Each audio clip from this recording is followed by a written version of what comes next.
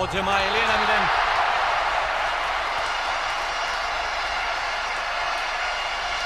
Αποστημένη φάση, Παρτενοπέ.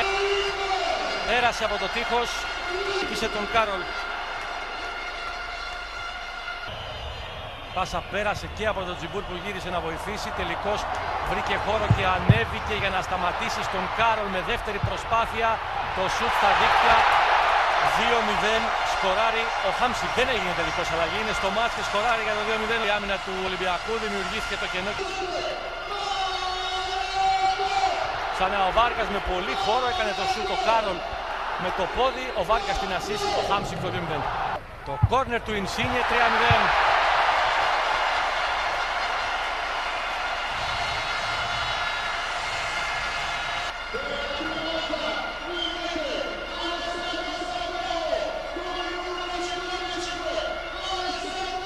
Alessandro Camerini.